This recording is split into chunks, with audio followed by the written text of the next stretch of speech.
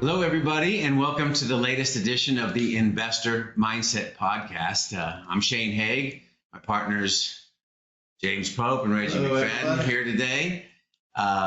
Largely, this is unscripted, so we might ramble along a little bit, but we'd like to share a few things that we've done recently that we think you might be interested in. And to get started, I'll turn it over to James. Yeah, more like a podcast type of thing. So, well, what I thought is last time we had a session where we had Maggie in here with us and everybody kind of talked about the businesses, what they enjoyed, their most recent great customer experience with the business and, the impact that had on them and their relationship with that company. So today we have Reggie and I have done some couple of research trips, I would call them.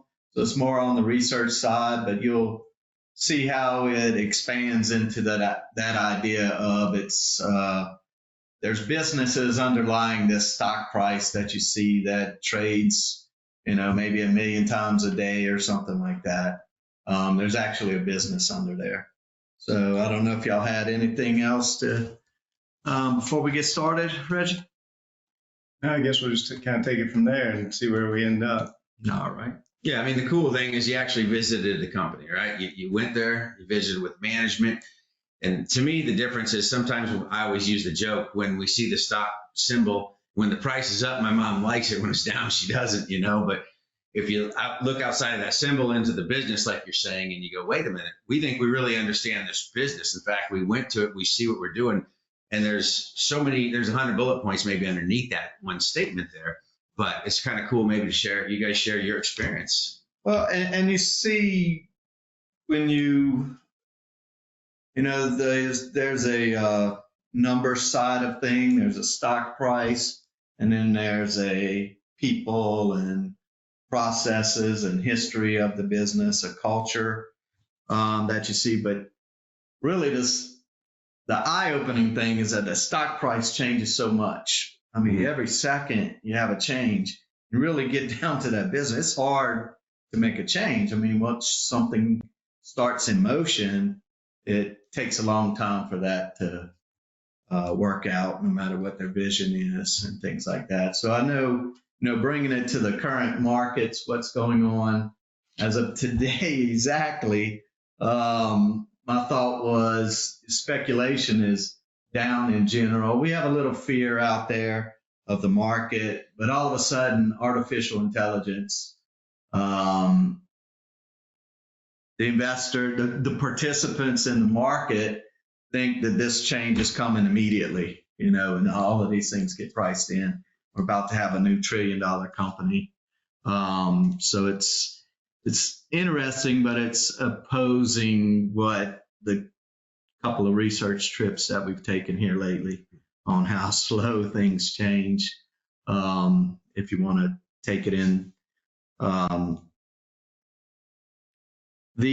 Chat GPT won't be doing our next podcast for us? It probably could do this one better than us, but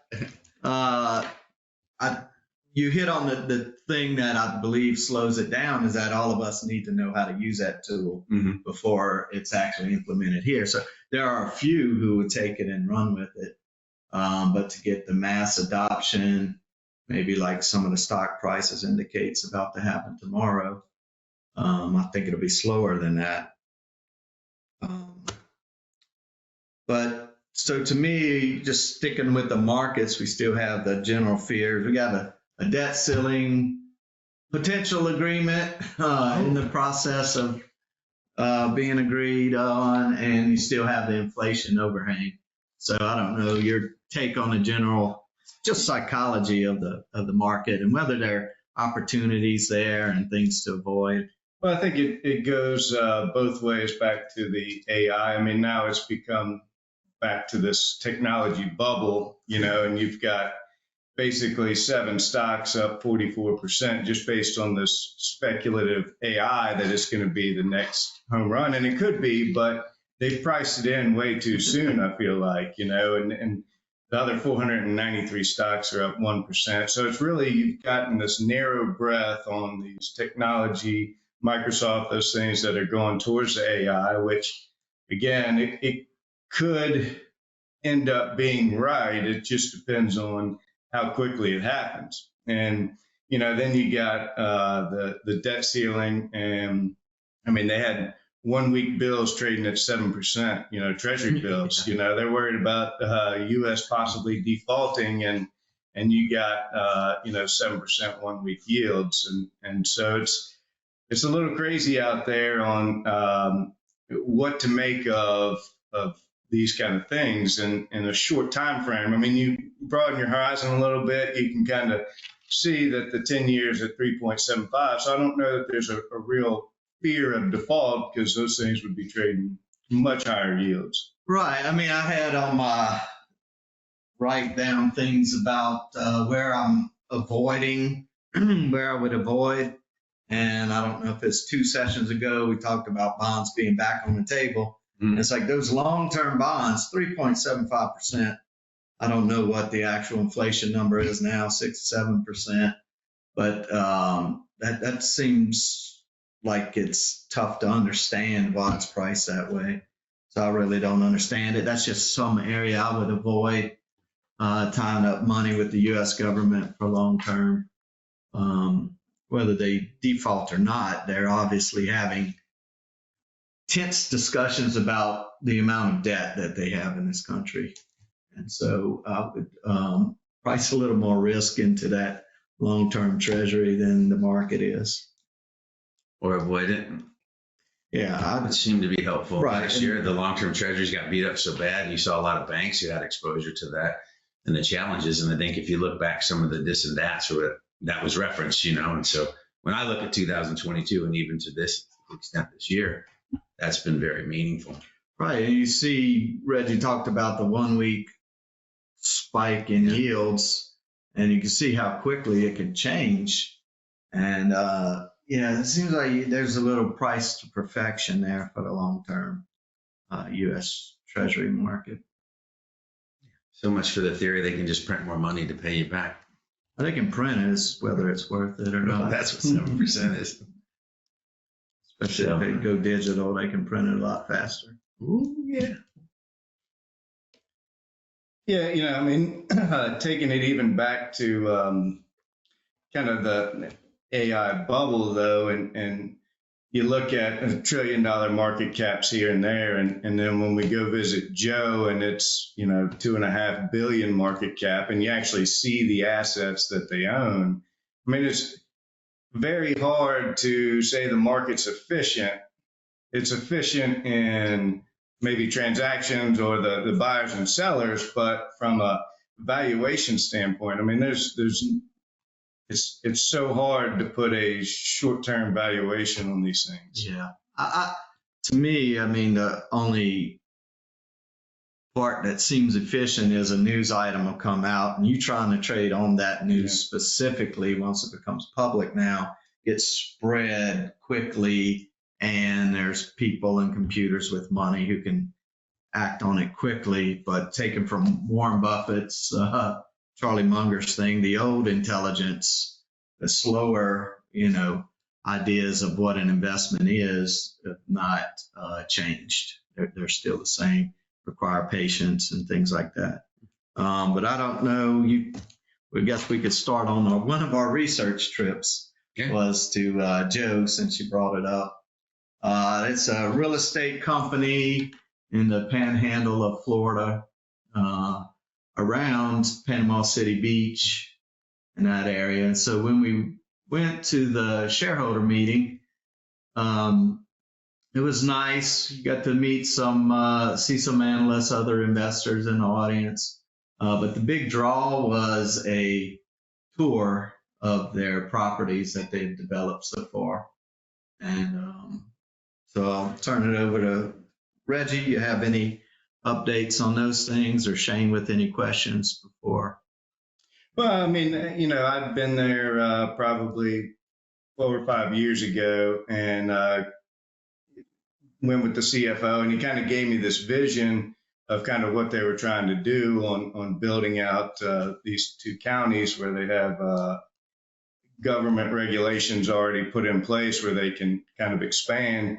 And the change from, 4 or 5 years ago to today was incredible. I mean, exactly what kind of the CFO was talking about 3 or 4 years ago, you can really see them starting to build it out. I mean, the diversification of assets between, selling real estate lots to commercial leasing to hospitality to membership program. I mean, that area, you've heard about Florida and the COVID boom, everybody going to Florida.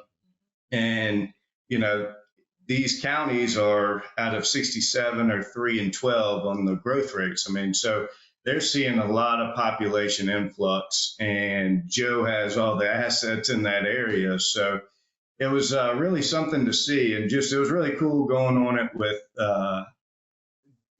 George, the CEO, and Berkowitz, which is the largest shareholder and fund manager of the year. But they're going through it, pointing out the assets. I mean, it's like eye-opening. The people were great. That's one of the things I wrote down, and being able to be around the chairman, the CEO, CFO, actually see their excitement. But you also have this realization of how much land they own and what small part they've started on right now. And you probably have some of the numbers, 169,000, 170,000 acres.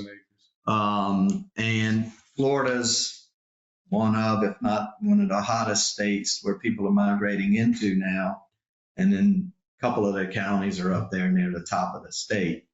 And so you can see the type of demand that's there. But I as part of my overview, takeaway from the meeting was just, I think that creates a moat, a strategic advantage, a competitive advantage, that they have the control to roll this out slowly.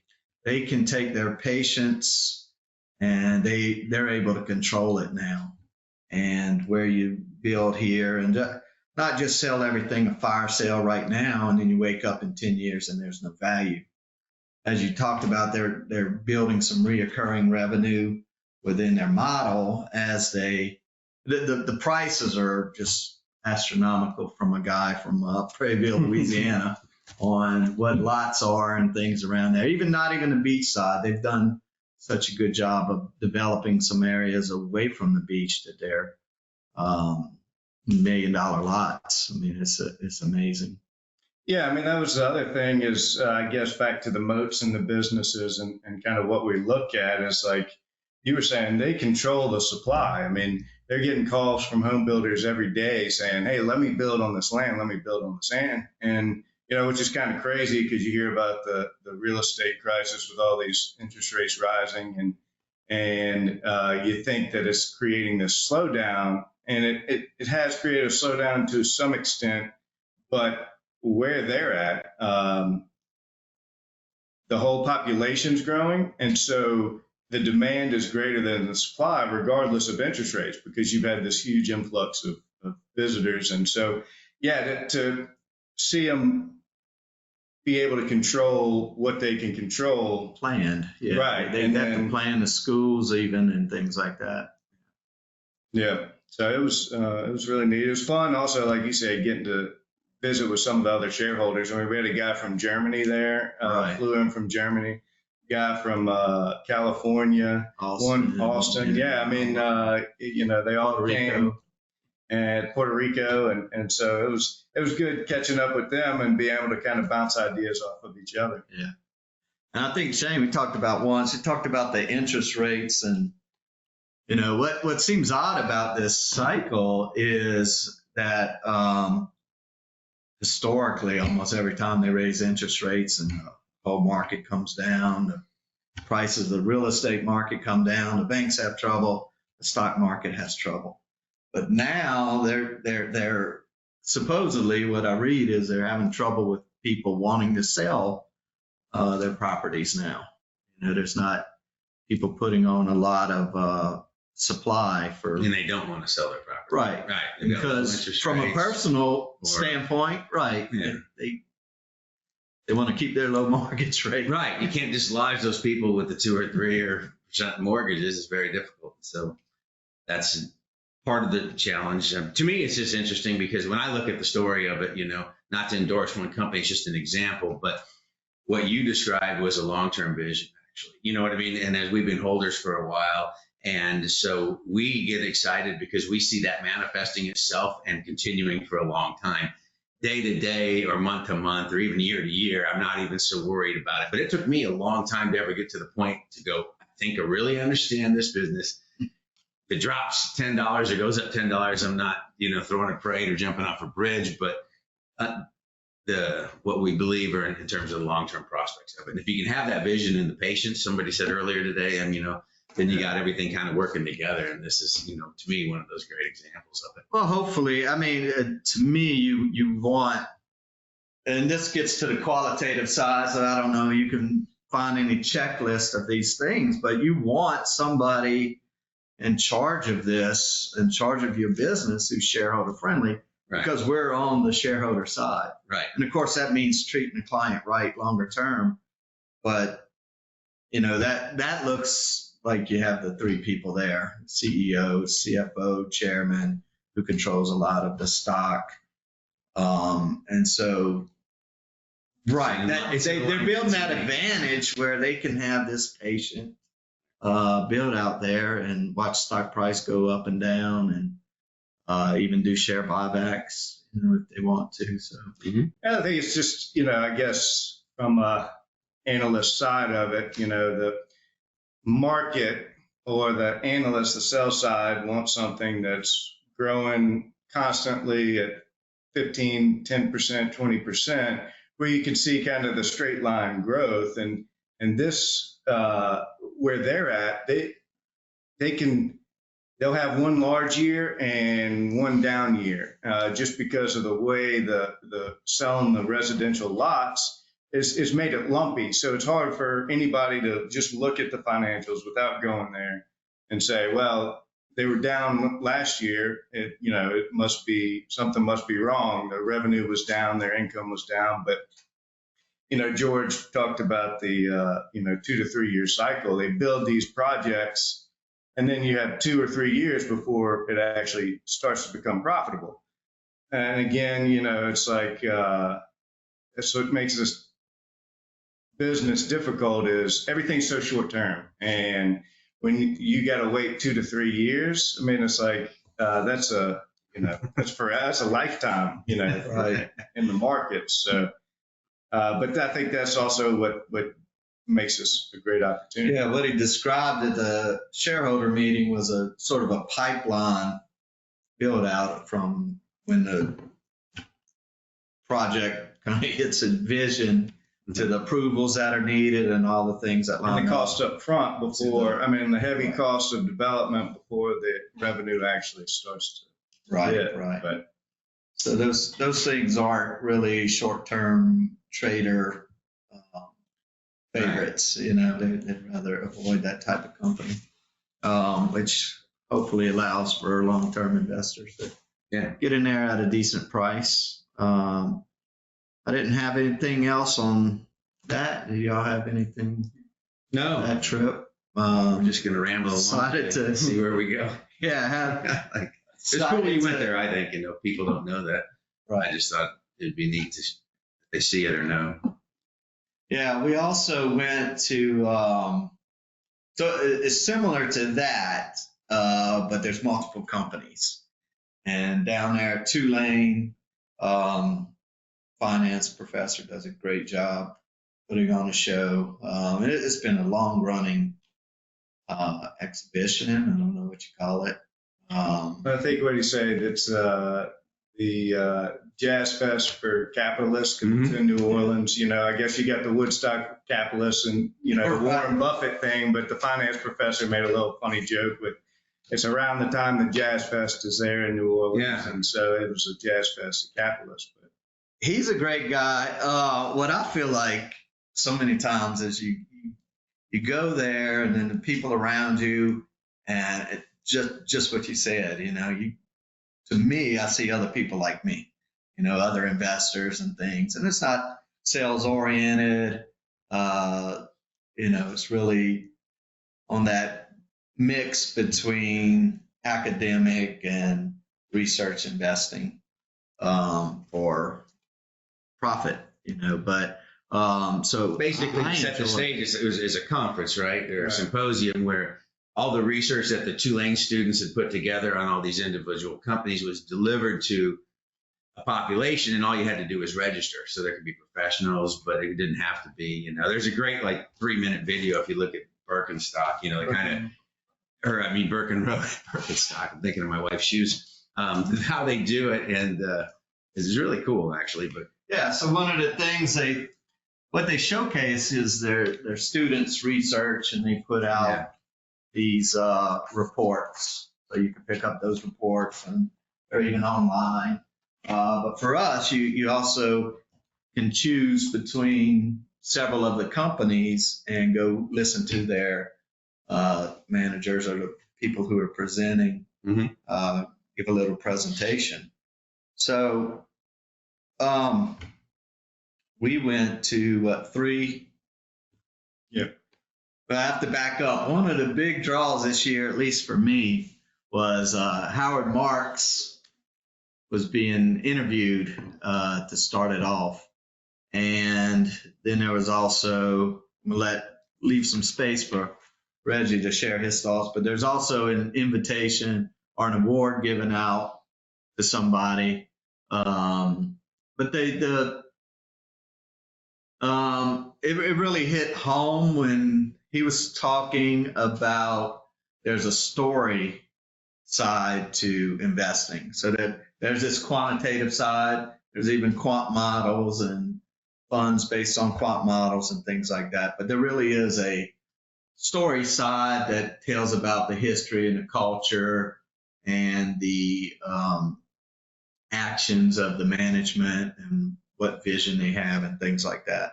So to me, that was the overall part that I brought home, from this meeting this year.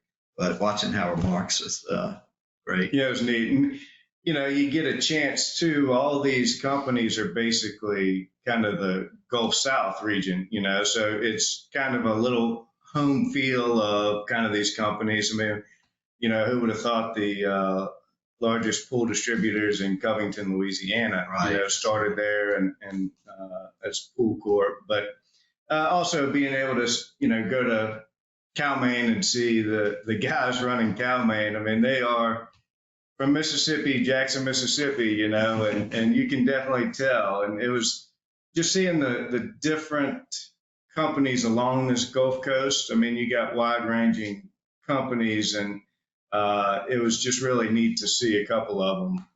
And we went to one that somehow they let in. I'd never heard of them before, Potbelly. And I think they're Chicago, Illinois. So that was a very educational. And talk about culture. They emphasize the culture and the experience whenever the customers come into their restaurant. Or it's just a sandwich shop. Yeah.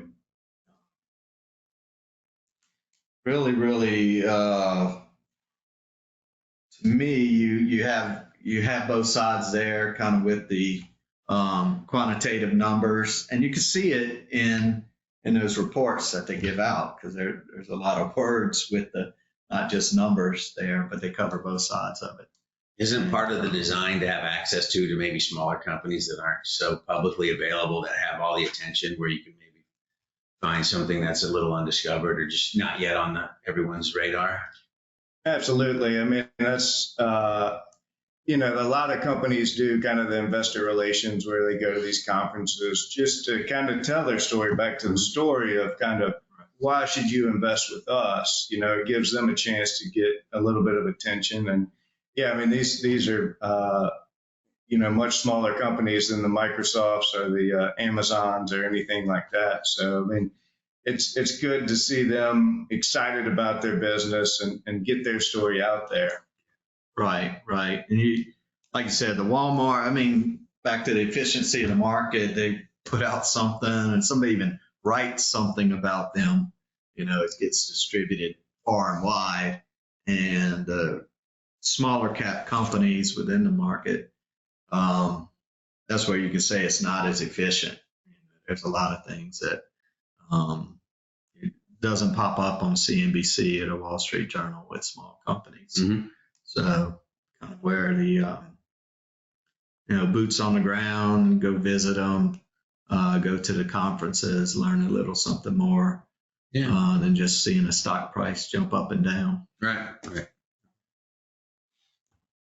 But I don't know. I mean, that's what I had on the trip down there. I don't know if you had anything else. I thought it was just interesting to kind of share with them some behind the scenes of what leads from the business to the research and really how this industry has to play out, because it has to be somewhat efficient. And Tulane does a good job at that, of getting both efficient for the company and the analysts that are there. Yeah, I just think Tulane does such a great job. I mean, from a analyst side of it, what they're doing there, at that age, still in college, is experiences that you don't get anywhere else. Right. So it's great to see these kids, say kids, I mean, much younger than me now, but actually, doing the work of Wall Street, and see them. They had the kids there stand up. So it was just neat to see. Yeah, it's pretty awesome. I mean, just watching videos, and not a participant, but seeing it. And I was thinking, I got a daughter at LSU, but I don't know that she's ever done anything or will ever do anything quite like that, where you might be visiting some of these companies too, and I think they said they have like 12 different weeks of deliverables. And then all of a sudden that ends up being in this report at the end. And it's like, that's pretty intense. It's cool. I mean, kudos to Tulane. Well, I wish I knew how long the conference had been going on, but yeah, because Pool Corp, that's the one that makes you proud or whatever, because it's done so well for so long, and they've had coverage of it for a long time. Right. I forget, it was pennies on the dollar. I think they said split adjusted or whatever when they first started there, Yeah.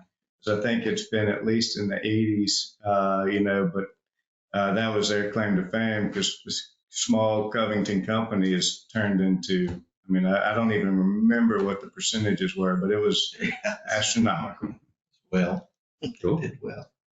But any updates from like client meetings, questions? I think I'm mostly received inflation, debt ceiling type of thing. Yeah, get inflation, debt ceiling. Honestly, it's because of a lot of our mature population. It's just, what about the RMDs, and so it changed this year, because if you have a year that was where the market value was less than, the RMD actually goes down, and so it can go up and down over the years. And that was kind of help people remind how that works, I guess. And I get that. I mean, mostly it's the other thing I get is sometimes we have a lot in the preservation area. We have CDs or treasuries and stuff. And so I get questions with just some, hey, how do those treasuries work? Because there's different versions of them. Sometimes we'll buy something at 97 that matures at 100 and you get 1.5. So you got to add the interest plus the appreciation, at the end of it to get what your yield to maturity is. And so that's not always, sometimes it's counterintuitive, And so some people are saying, how does that exactly work? Instead of getting a CD that just says, here, you got it at 100 and you get, X percent. But going through that, I think is helpful, because once people see it, they like that, because if it shows a red mark on your statement, you're like, wow, that's down 2%, Right. Which is really awesome that there's a whole secondary market of liquidity where you could do that and get out of it. But sharing with that, I think, is the thing I see a lot. And to me, it always goes to what's your withdrawal rate? How many years of preservation do you have? And if we have adequate amount, and everyone feels pretty good about that, then they can be, if they still have the risk tolerance, to be an investor and accept the fluctuations that comes in the market and the things that we talk about. So I guess that's a staple, if you will. It's always good to check, especially in good or bad years, or after a bad year. you want to know those things. And after a good year, sometimes they get out of whack. So you want to know those things, percentages do, and how we rebalance a little bit. And we've tried to, for the longest time, you get zero on cash and zero on short term, and so we tried to ladder them out. And, that may be why they're negative, but the idea was to ladder them out that when they mature, now you can get 5.25% for 1 year. And so it works. It's hard, and it's counterintuitive thinking that you're going to hit the perfect spot in the yield curve, but that's why we ladder them out. So when they do mature, you can go get hopefully higher rates. And right now 5.25% is pretty juicy for being at zero. We really was 0 to 1/2 for so long. And I'll it was just nothing. Go back to that, because the easiest thing to join the crowd at that time is to go after yield. And we didn't, and our clients didn't, and that's really made all the difference, because you could have stretched for yield and get 1.5 back then, and then you're hurting now, and 7% 1 week treasury rates. It's to me, it's easier where things are now for an investor or for the person doing the analysis and things. It was really hard back then of not going, oh man, that looks so much better. Let me reach for that yield. But I think there's a saying, more money's been lost reaching for yield than anything else. Yes, the whole bank crisis that you've been, hearing about is because they had so much liquidity, they had to do something with it. And so they went out and tried to just get any return, short-term oriented, so that the analysts, the net interest income would be higher, and they're going out further. They lend at zero to you, the customer, and they'll go out and buy securities at, long-term securities at 1%. Well, now that's really where the crisis has come from, because the bank equity now, when you have to mark the market, right.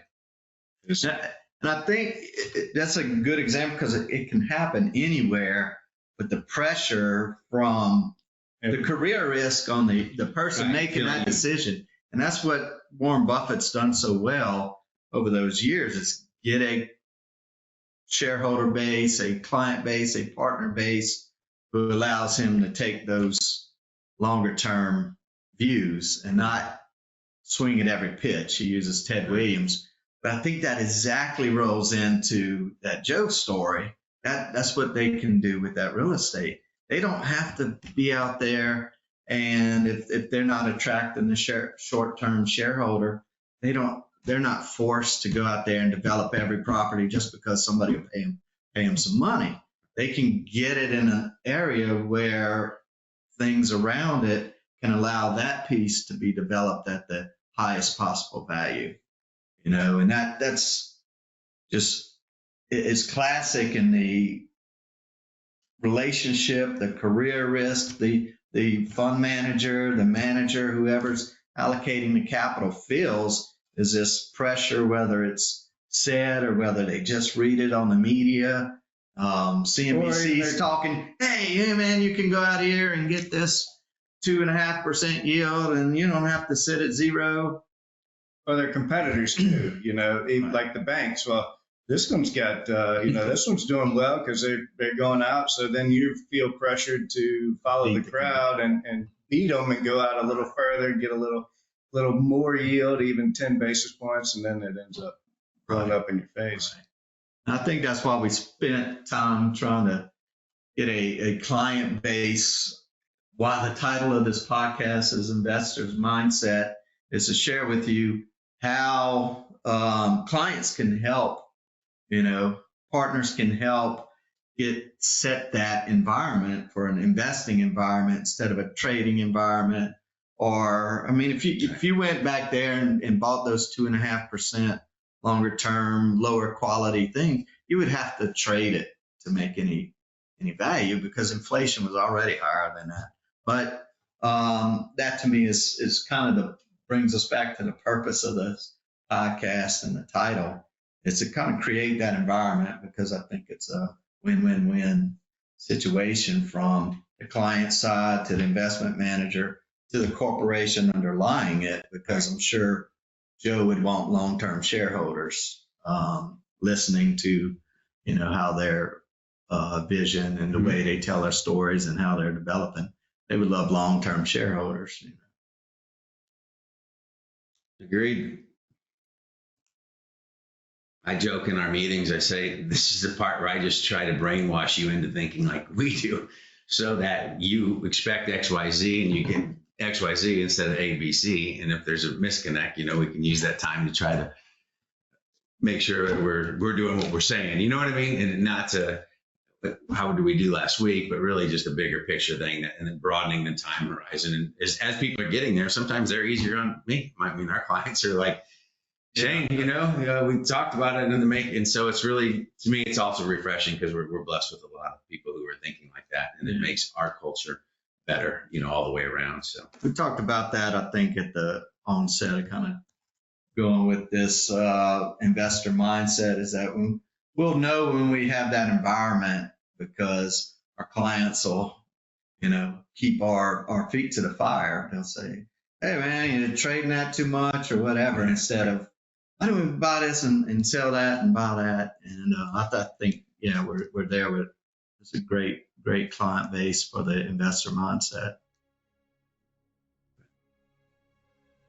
Our risk is rambling on too long, or longer than maybe that you want to listen to it, but I don't have anything else to do. I think on those lines, if you have any feedback, send it to Shane, positive, negative. We've had a lot of great feedback, audio quality, this, that, and the other. Right. So send me a note, something you want us to talk about. We'd be happy to do that. But you guys don't have anything else? We'll call it a wrap. Thank y'all for watching. We appreciate it. Take care.